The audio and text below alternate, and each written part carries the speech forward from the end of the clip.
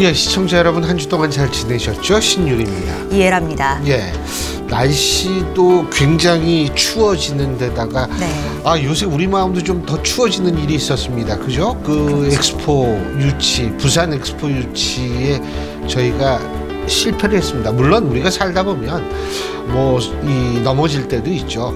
좀 생각보다 굉장히 많은 표차로 져서 저도 좀 당혹스럽습니다만 어쨌든 이번 기회로 우리가 다시 일어날 수 있는 기회로 삼았으면 하는 그런 마음 같습니다. 네, 좀 안타깝고 아쉬운 마음도 들지만요. 요새 또 많은 이슈들이 있기 때문에 오늘 여러 교훈이 되고 기감이 되는 말씀 들어볼 수 있을 것 같습니다. 김영주 국회 부의장과 함께합니다. 안녕하십니까? 네, 안녕하세요. 반갑습니다.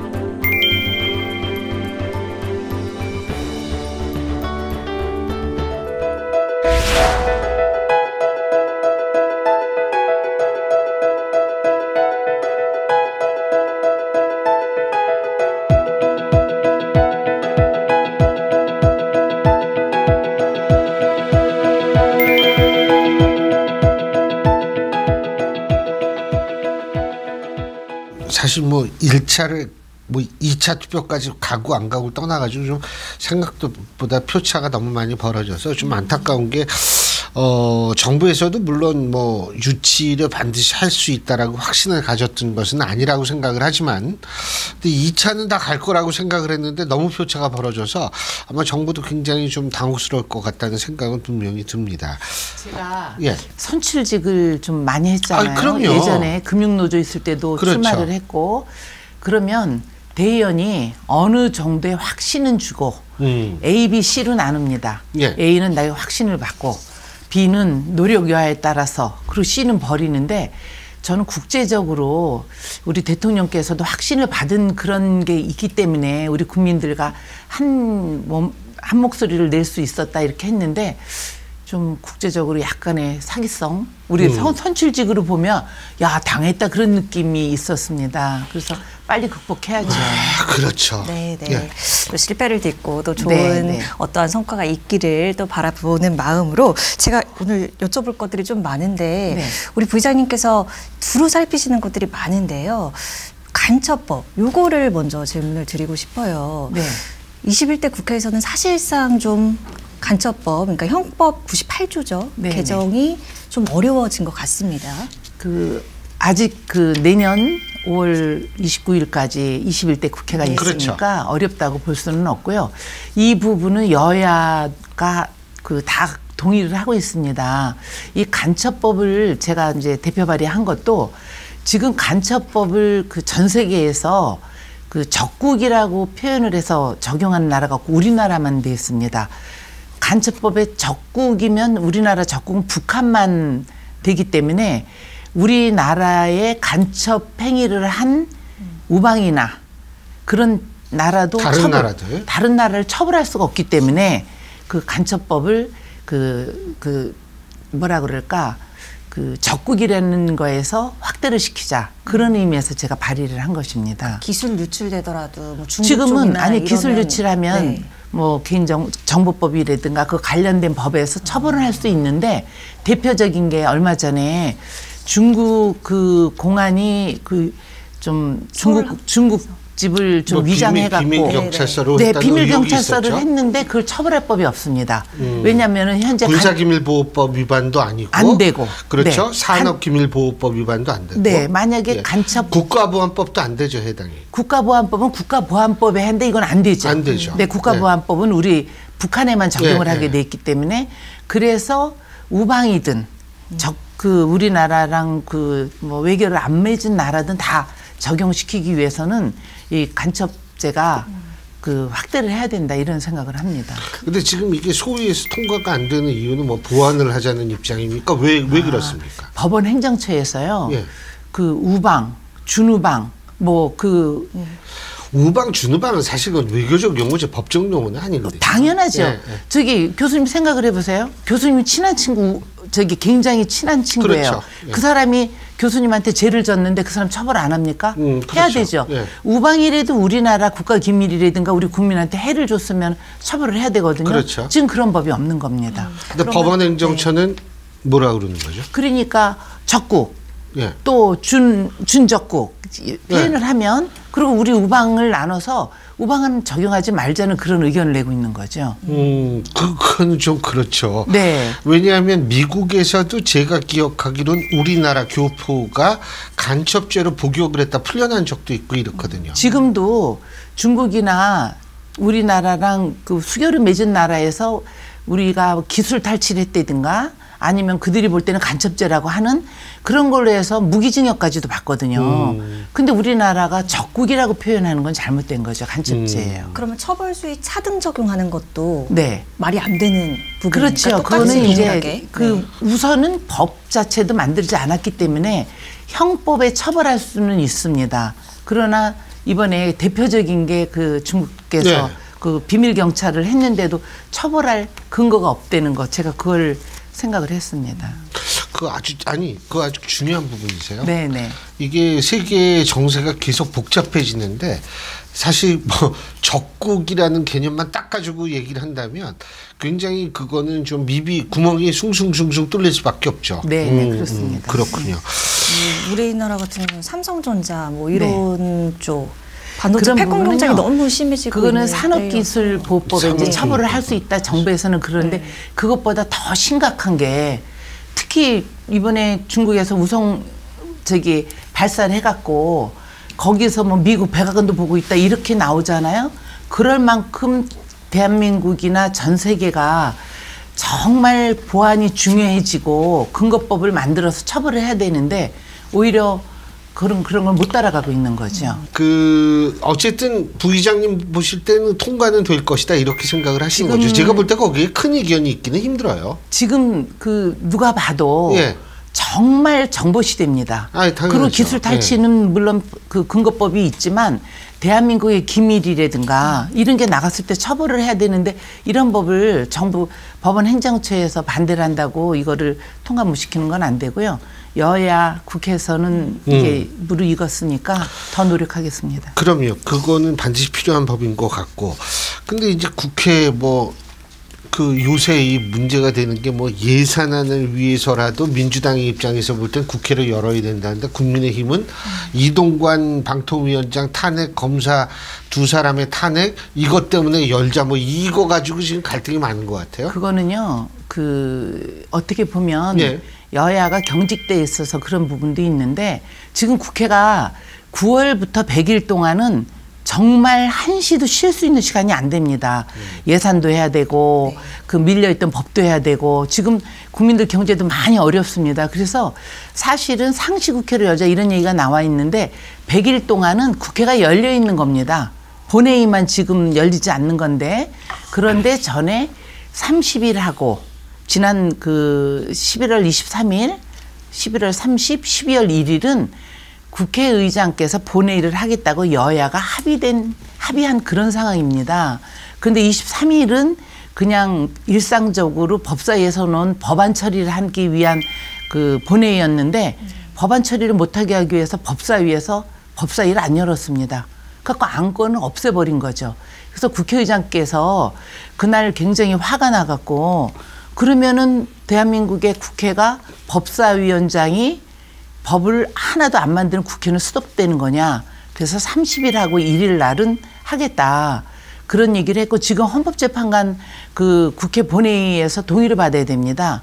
그 30일 날 그걸 처리를 하겠다는 건데 지금 여당에서는 이동관 방통위원장 하나를 지키려고 대한민국의 대법관도 통과를 못 시키게 하는 거고 지금 정상적인 정기 국회를 오히려 막고 있는 거죠. 그거를 방통위원장의 우리가 처리를 하려고 본회의를 연 게 아니라 이미 30일하고 1일 날은 본회의가 예정돼 있는 날이었습니다. 그런데 이제 각자의 당연히 입장이 있는 거겠습니다만 국민들이 국회를 바라봤을 때 이제 너무 갈등, 대립만 남은 것이 아닌가. 맞습니다. 근데 사실 저희가 이렇게 녹화 들어가기 전에 우리 부의장님께서 말씀하신 게 정당을 넘어서 결국엔 국익이 최고다라는 말씀을 하셔서 또 질문을 드리고 싶었습니다. 많이 안타깝습니다. 그래서 제가 국회 부의장이 됐을 때 제일 먼저 하고 싶었던 게 전체를 통합할 수는 없지만 여성 의원들이라도 여야가 같이 만나서 현안을 의논하고 또 그 사회적으로 젠더 문제에 대한 국민적 오해도 많습니다. 젠더를 하면 꼭 여성만을 위한 거라 이렇게 생각하는데 그게 아니지 않습니까? 그렇죠. 그래서 예전에 19대 전까지는 여야 여성 의원들끼리 같이 그 간담회도 하고 회의도 하고 현안 갖고 논의도 하고 그랬었거든요. 그런데 지금 이게 굉장히 갈등이 생겨서 제가 부의장이 되자마자부터 했는데 못했습니다. 그 이유 중에 가장 큰 거는 그 전 박근혜 대통령 탄핵 전에는 정말 여야가 그 이견이 있어도 그 치열하게 싸워도 호주 재패지가 대표적인 거 아닙니까? 대표적인 17대 때죠. 그때는 여야가 합의를 했습니다. 맞습니다. 그리고 여성 의원들이 주도적으로 했죠. 여야 의원들 먼저 만나고 그러고 나서 남성 의원들한테 필요성을 얘기를 하고 그런 게 지금 요즘에 보면 옛날엔 한부모 가족하면 다 여성 한모라고 해요. 그래서 한부 가정도 많아졌습니다. 그래서 그런 현안들을 의논하기 위해서는 우리가 본회의나 상임위가 아니어서는 같이 논의를 했는데 제가 좀 아까 말씀드린 대로 그 박근혜 대통령 탄핵 이후에 그 국민들이 정말 보수 진보가 그 사례를 들면 태극기 부대, 촛불 이런 식으로 하다니까 자기들 지지층을 위해서 어긋나는 건 안 하려고 하는 그런 부분이 있습니다. 그러다 보니까 국회에서 그 여야 의원들이 만날 시간도 대부분 상임위 끝나고 저녁에들 그 끝나고 같이 저녁도 먹고 술 한잔들 남자 의원들끼리 요새 안 하죠. 안 합니다. 안 하는 이유가 두 가지입니다. 하나는 특활비 다 없애버려서 상임위원장이 밥 살 돈도 없고요. 두 번째는 아까 말씀드린 대로 지지층만 보고 가는 이 정당 분위기가 굉장히 잘못됐습니다. 그래서 유일하게 지난 1년 동안 여야가 함께 목소리를 내고 함께 힘을 합한 게 우리가 2030 엑스포였거든요. 그거는 여야가 없었습니다. 그런데 그렇게 여야 갈등이 있고 또 22대 총선이 곧 앞으로 오다 보니까 지도부가 원치 않은 거는 의원들이 하지 않으려고 하니까 지도부가 시키는 대로 그러다 보니까 국회가 국민들 눈살을 더 찌푸리는 방향으로 가고 있지 않나 이렇게 생각합니다. 그 사실 지금 이렇게 막 지지층만 보고 강성 지지층 보고 한다. 막말이라는 것도 사실 그런 맥락에서 파악해야 되는 거 아니겠어요? 국회의원 품위를 떨어뜨린 일이죠. 예, 뭐 아니 요새 뭐 제가 그거는 사실 별로 표현하고 싶지 않아서 여성에 대한 어떤 그런 표현이라든지 아니면 계엄령 문제라든지 이러한 것들이 사실은 굉장히 좀 특히 계엄령이 좀 오버한 거라고 보는데 이런 것들이 결국은 좀 그런 풍토에서 나오는 것 같아요. 그렇습니다. 지지층만 보는 정치가 우리 정치를 더 망가뜨리고 있다 이렇게 생각합니다. 그렇지. 근데 사실 이론적으로 따지면 선거는 중도층을 잡아야 되는 건데 그게 하여간 뭐 양쪽에서 다 그런 노력이 많이 필요한데 양쪽이 다 부족한 것 같아요. 우선은 그렇습니다. 공천 받고 중도층을 잡으려고 하는데 우리 국민들 현명하시거든요. 평상시 이 사람이 현역이면 현역 4년 동안 어떻게 해왔나 그리고 신인이면 신인 어떻게 살아왔나를 보기 때문에 그런 걸 좀 잘해야 되는데 좀 안타깝습니다. 아니 2월에 공천 끝나잖아요 대부분. 보통 1월 말 2월에. 1월 말 2월. 아니 그 2달 정도 2달도 아니죠. 2달 정도죠. 2달 정도 그 중도층 잡는다는 게 그게 사실 어불성설이죠. 평소에 잘해야지. 지금 우리 정치가 그래서 많이 변해야 되는 부분이 있는 게요. 우선 나를 지지하는 정당의 30에서 35%는 갖고 가고 나머지 내 개인기에다가 나머지는 이제 상대의 실수라든가 사회적 분위기로 이게 잘못되는 거죠. 아니 개인기로는 한계가 있어요. 모든 게. 맞습니다. 이게 방송도요. 개인기로 끌어가는 이게 분명히 한계가 있거든요. 이게 어느 정도 다 받쳐줘야지 이게 되는 건데 정치도 전 마찬가지일 거라고 봐요. 그렇습니다.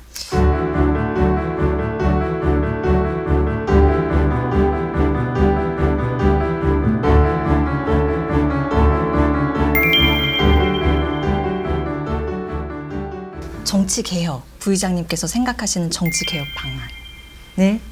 정치개혁은요. 제일 중요한 거는 국민을 두려워해야 돼요. 그리고 대한민국의 현재 현황을 빨리 파악을 해야 돼요.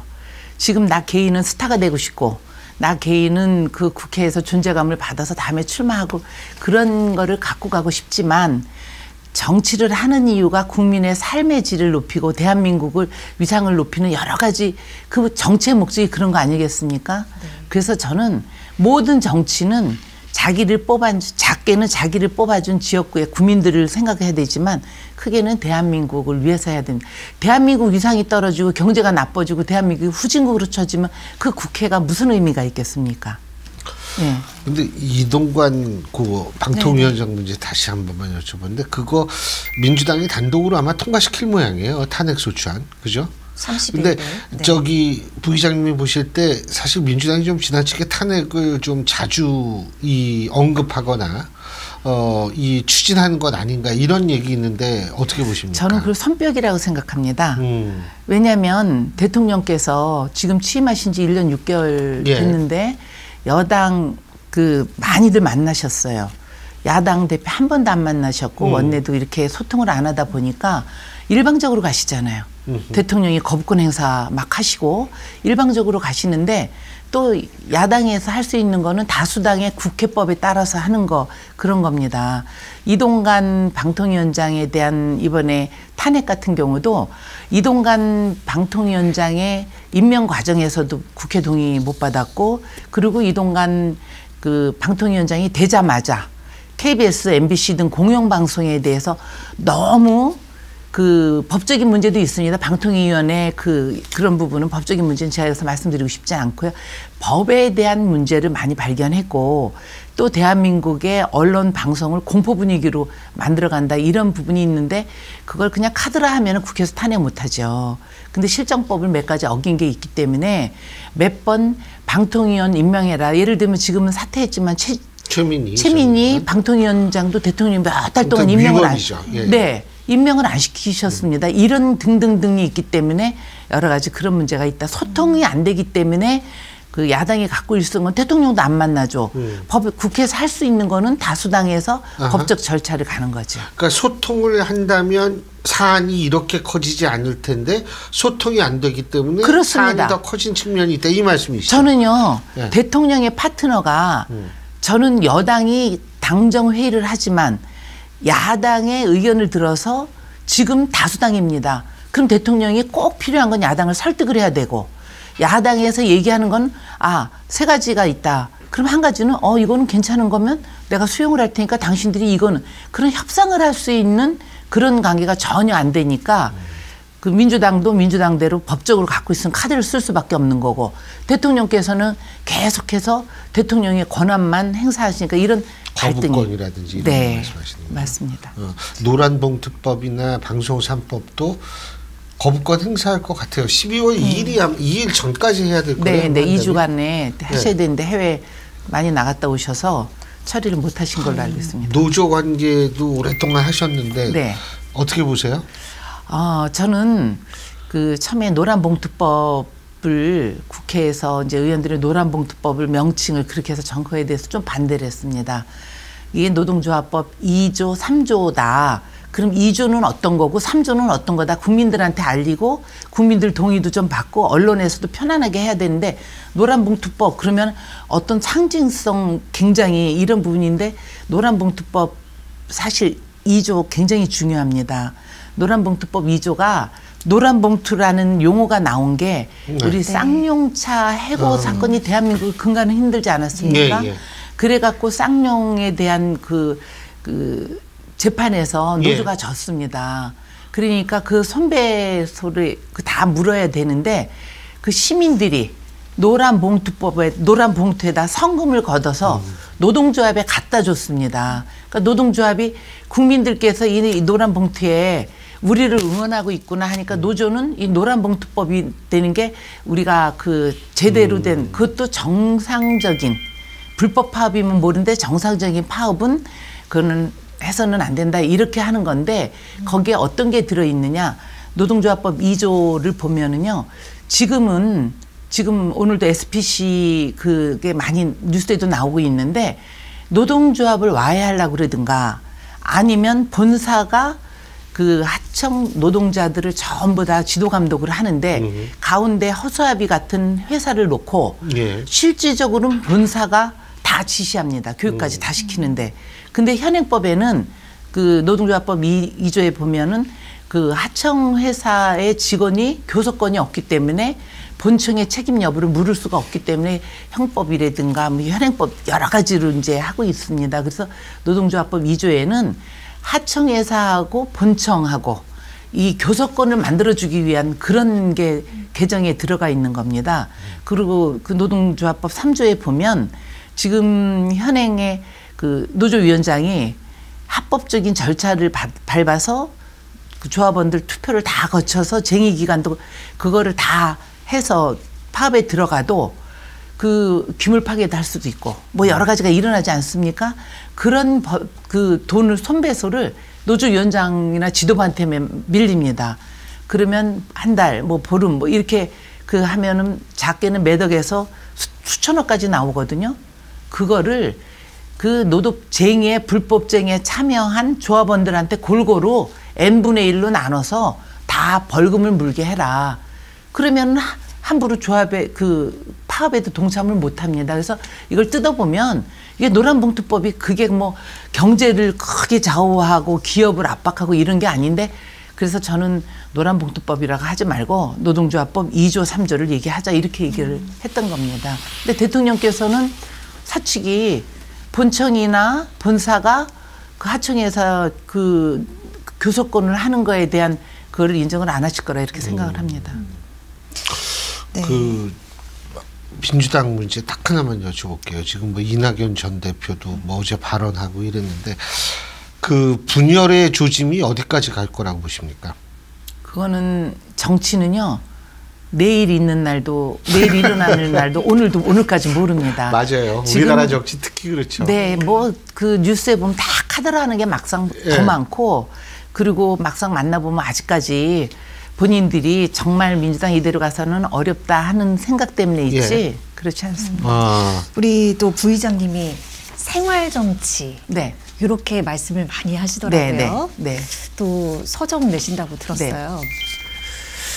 책 제가 나의 생활 정치 중간 결산기 이거죠. 네. 예. 예. 제가 예. 그 정치 지금 어떻게 보면 사선인데요. 그 저는 주류가 아니라고 지금까지도 얘기를 합니다. 저는 제 이력이 농구 선수 출신이고 은행원 출신이고 그리고 노동조합 간부 출신이고 그렇게 했는데 대한민국에서 여성으로 노동부 장관도 했고 국회 부의장도 하고 있습니다. 그러면 사람들이 다 주류라고 하는데 주류권엔 들어와 있어도 난 항상 어떤 생각을 했냐. 내가 처음에 정치에 들어올 때에 국회의원이 어떤 역할을 해야 되느냐. 그리고 지역구 갔을 때 우리 그 유권자들이 어떤 생각을 하고 국회의원이 어떻게 활동을 해야 이 대한민국의 작게는 지역에서부터 대한민국이 바뀌느냐. 이런 거를 했을 때 많은 국회의원들이 생활정치 얘기를 많이 합니다. 근데 저는 정말 생활정치를 좀 실천을 했다고 생각을 하고 이번에도 얼마 전에 그 뭐 경실련에서 뭐 여러 가지 발표를 했는데 저는 21대 공약도 제가 70% 이상 지켰습니다. 공약을 할 때 우리 국민들이 꼭 생활에 필요한 건데 법적으로 미비한 거라든가 제도가 잘못됐다든가 이런 거를 좀 하고 싶었고 책 제목을 중간정상기로 그 한 이유도 네. 나 아직 우리 국민들이 정치 더 할 때까지 해야 되겠다 하는 생각을 왜 나이는 숫자라는 생각을 갖고 있었거든요. 전에부터. 그럼요. 그런데 내가 요새 하는 얘기가 중간정상기는 내가 여기까지 주민들이 선택을 안 하면 지금도 그만두지만 현재까지는 우리 주민들이 저한테 해야 될 일이 더 많다 하면 생활정치를 더 해야 될 것 같아서 제가 중간정상기로 이렇게 제목을 뽑았습니다. 제 대표적인 제 입법 여러 가지가 많지만 영등포 갑이라는 곳이 옛날에 공장지역 제약회사가 굉장히 많았습니다. 예. 비만 오면 주민들이 머리가 아프시다 그래요. 그런데 아무런 냄새도 없습니다. 나중에 보니까 제약회사에서 그 약품들이 뭐 10년, 20년 그 지하수나 땅에 스며들어가 갖고 그 냄새가 그 뇌로 들어가고 굉장히 인체에 해로운데 그거를 조정하는 법이 없었습니다. 그래서 악취 방지법 해갖고 냄새는 안 나나 거기에 유해 물질이 들어있는 거, 그리고 이 쓰레기 처리를 함부로 못하는 거, 그걸 제가 개정을 해서 지자체 내 국가가 그 기준 이상 올라가면 처벌하게 했고요. 요새 신도시들이 많고 여러 가지 교통소음, 특히 층간소음도 최근에야 이제 됐지만 예전에는 도로에서 아무리 소음이 나고 공사장에 소음이 나도 처벌할 수가 없었습니다. 그렇죠. 그걸 제가 65데시벨을 지나치면은 지자체와 정부가 시정을 할 수 있게 법을 개정했던 그런 게 저는 대표적인 생활 정치라 생각을 합니다. 그렇죠. 옛날에는 사실 뭐 층간소음 개념도 없고 그랬는데 이게 이제 후기 산업 사회로 넘어가면서 개인의 이익이 굉장히 대두가 되면서, 사실 개인의 이익은 객관적으로 어떻게 얘기할 수가 없는 거지만 층간소음도 어떤 사람은 별거 아니라고 생각하는데 어떤 사람은 굉장히 민감하고 그 기준 세운다는 건 그래서 굉장히 중요한 의미가 있죠. 예. 아유, 어쨌든 뭐 앞으로도 제가 볼 때는 하실 일 굉장히 많으실 것 같고, 저는 우리 김 부의장님 보면 항상 씩씩하고 밝아서요, 이렇게 얘기를 하면 기분이 좋아져요. 전 그게 굉장히 중요한 장점이라고 생각합니다. 네. 화이팅 하십시오. 네. 감사합니다. 예, 오늘 말씀 잘 들었습니다. 고맙습니다. 감사합니다. 예, 아유, 정말 좀 기분이 좀 그랬었죠. 엑스포 때 엄청 그랬는데, 우리 좋은 부의장님하고 얘기를 하면서 많이 받아갔네요. 정말 기분이 많이 좋아졌습니다. 이런 게 바로 긍정의 힘이 아닐까 이런 생각이 드는데요. 여러분도 안 좋은 일 있을 때 좋은 거 생각하시고 되도록이면 긍정적이고 낙천적으로 생각하는 그런 자세가 필요할 듯 싶습니다. 물론 저도 그렇게 못해요. 네. 노력은 하고 있습니다. 그래야겠죠. 예. 저희는 다음 이 시간에 인사드리겠습니다. 함께해 주신 여러분 고맙습니다. 고맙습니다.